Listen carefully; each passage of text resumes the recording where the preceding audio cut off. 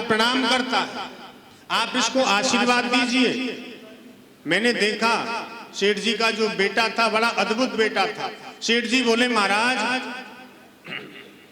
इसकी उम्र 35 वर्ष की हो गई, लेकिन अभी इसकी जो बुद्धि है ना वो 25 वर्ष पीछे चल रही है। डॉक्टर कहता है कि अब ये ठीक नहीं होगा, इसलिए 4 नौकर इसकी सेवा में रहते हैं।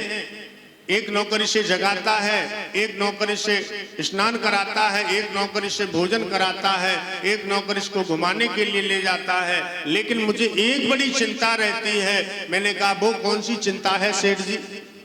बोले चिंता एक यही रहती है कि मेरे मरने के बाद इस बेटे की देखभाल कौन करेगा।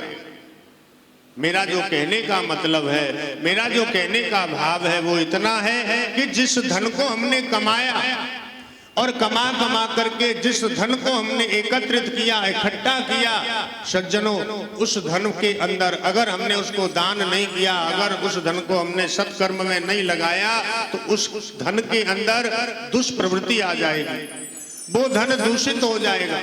जैसे एक कुआं है और उस कुआं में अथाह जल भरा हुआ है और उस कुआं के अंदर से आप जल को खींचना बंद कर दें, 2 साल 5 साल 10 साल आप उस जल को बंद रखें। कुआं को जब आप बंद रखेंगे 10 साल के बाद उस कुआं का जो जल है वो दूषित हो जाएगा।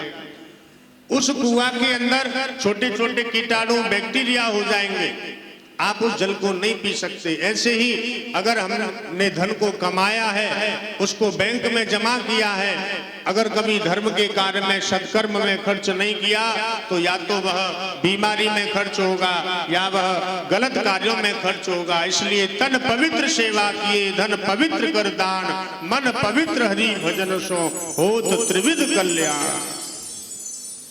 ऐसे ही भीष्म पितामह